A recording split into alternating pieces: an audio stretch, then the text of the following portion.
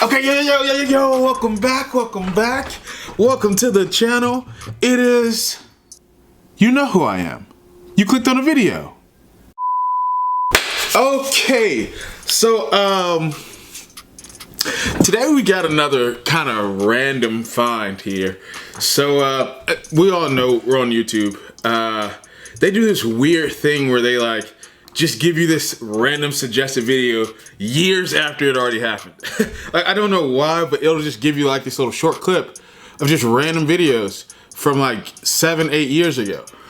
And so this is how we got here today. So I saw this pop up, and I saw the quick little video that they posted about his dad. To tell you guys what this is.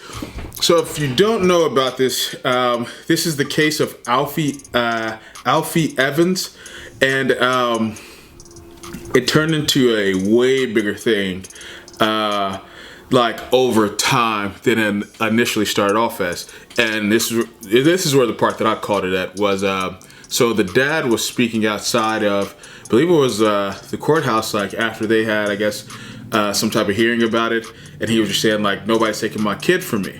And so this video here is now talking about how the kid eventually died. And I don't want to give away the video. I have some thoughts here. So that's why I'm doing the video now, is because I think it brings up a lot of questions about how people can go about their life and choices in their life.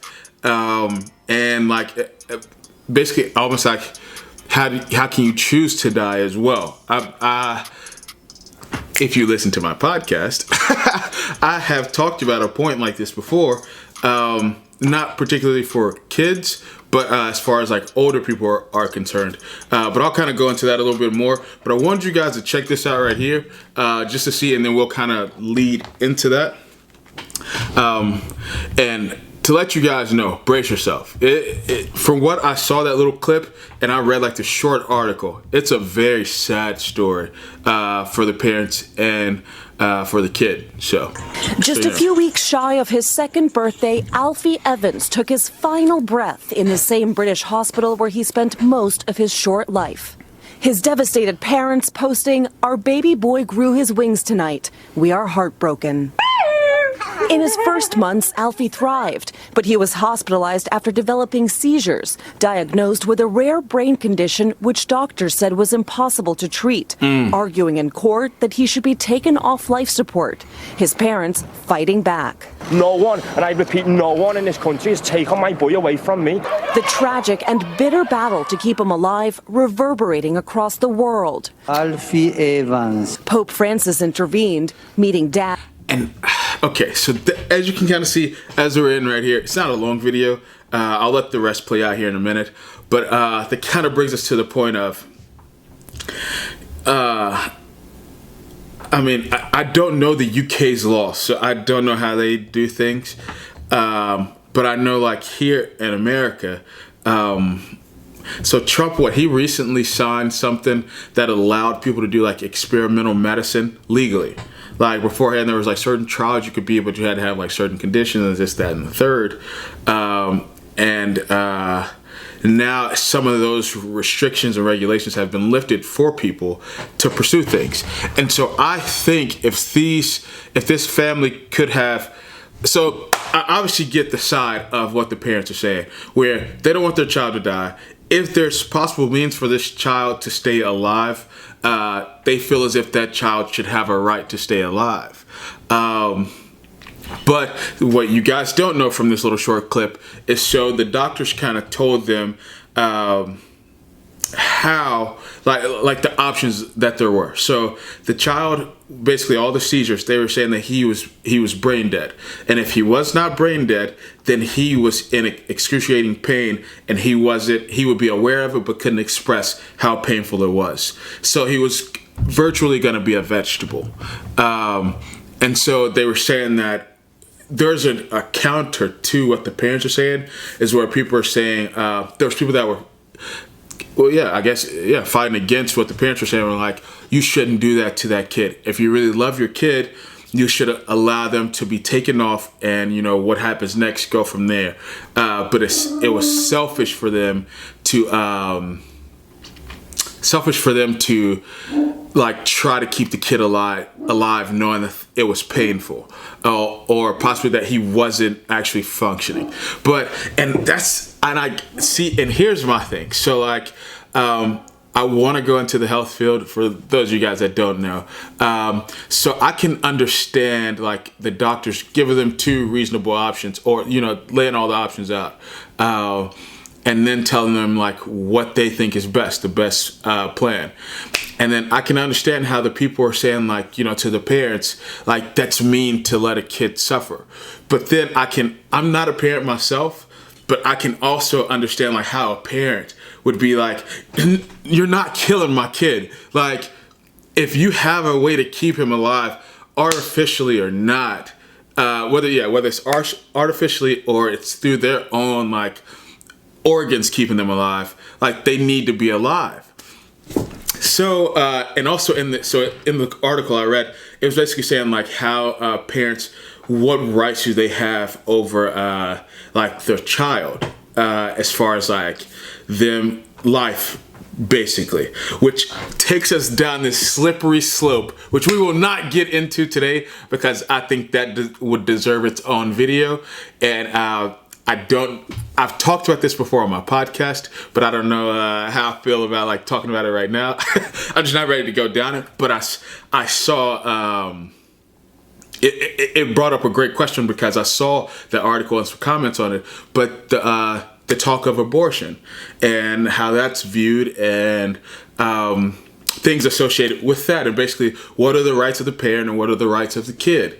And in this case, you have a parent that's fighting for their child to stay alive, but on the flip coin, you have the rights of a parent to terminate life, but it's whose rights precede the other one's rights, which gets into a very, very, very heated debate with most people. And it's not one that nobody has like a clear-cut answer to. But then you also have the other argument of, which is a weird one that a lot of people don't think about, is you as a child, how do you have rights over your parent as they get elderly and they age? And you see a lot of this. Well, okay, I will say me. I've seen a lot of cases, just comments, not like real true hard evidence, of people on like, if you see some of those videos with like dementia patients or people that have some type of like neurological defect, I guess, as they get older, something like that, some type of brain damage, trauma, as they slowly age, like, but they're being kept alive by these same means, what you would label, I guess, as artificially, their own life support. And there's an argument for it. Can the person, whenever they're in a conscious state, say, if I get to this point, just allow me to die? So the closest I believe we have right now is the do not resuscitate. I did not do any research on this beforehand. So I believe that's all America has right now. That's the closest to the do not resuscitate. But you have some countries that have introduced the idea of basically commercial suicide. Is that what you would call it? Controlled suicide, something of the sort, to where the person, if they reach a certain state, then they can allow themselves to be euthanized? I believe that's the word, if I'm not mistaken. Somebody look that up. Let me know in the comments about that. And so when I first heard about this, I talked about this on my podcast, that I believe people should have that right. So especially with how medicine is today, we do have a lot of means to know about like our health and our genes. And if you know that you have a certain genetic marker for a certain type of health complication down the line that could express itself, if you say, hey, if one day I wake up and I'm out of this state of who you know me as today, I want you to allow me to be laid to rest. They'll say it nicely, yeah. But people have said, like, let's say that that's not in place. should a child or the children of those people or that person be able to make that choice for them, or do they need to take every right that they take every route to keep them alive, the same that a parent would do for their child? Now, obviously, there's ethics boards that say, you know, as a doctor, you legally have to do as much as you can to keep that person alive.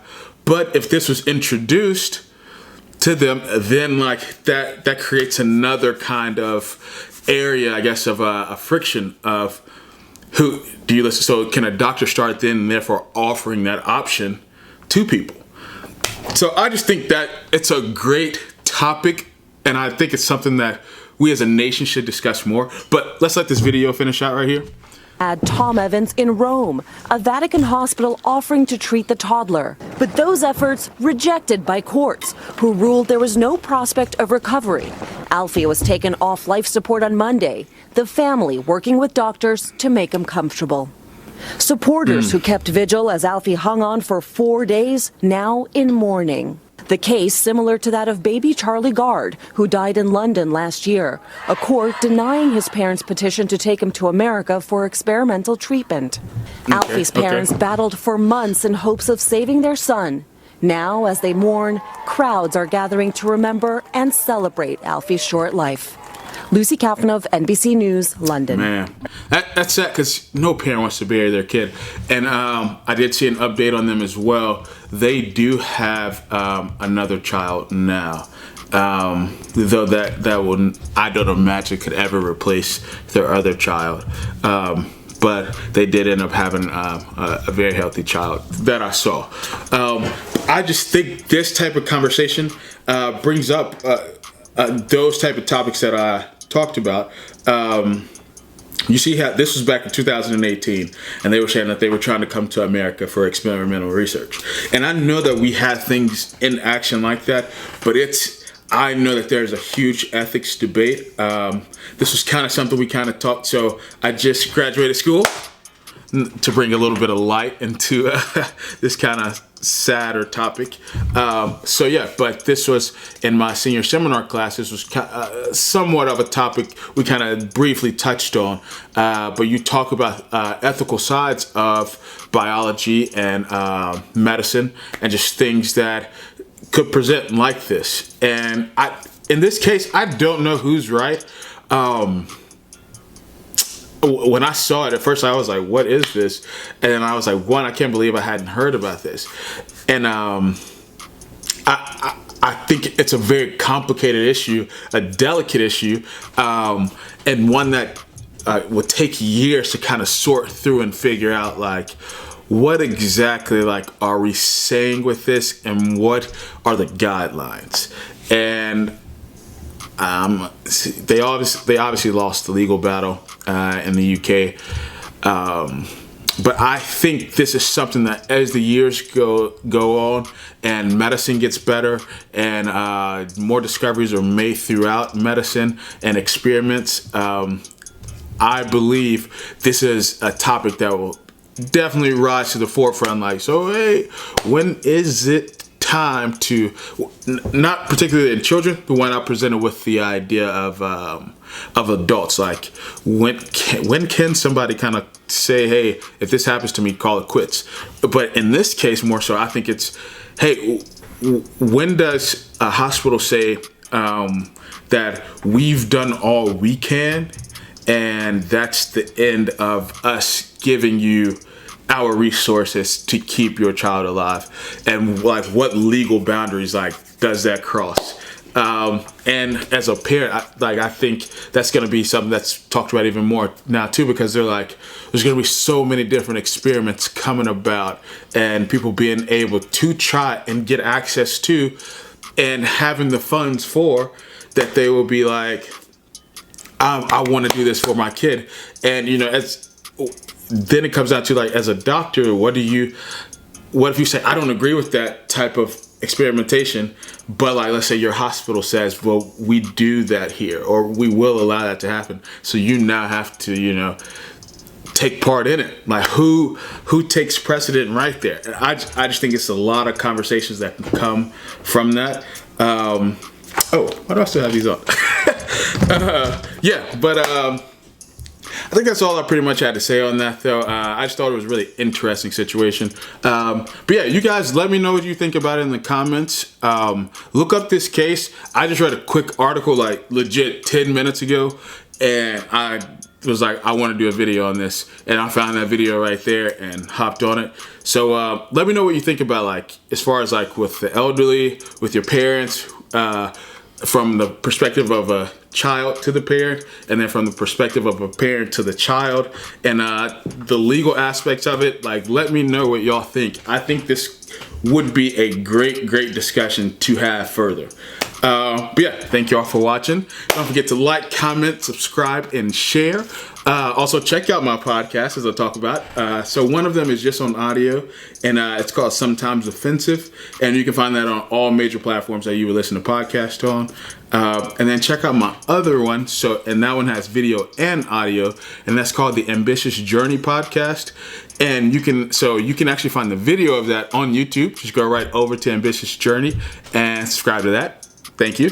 And the audio for that is actually found, on all major platforms for that as well too. So in case you can't watch, then you can listen. And we are still on the road to 5K. We have gotten a lot closer. Thank you guys for that. So we still want to get there by Christmas.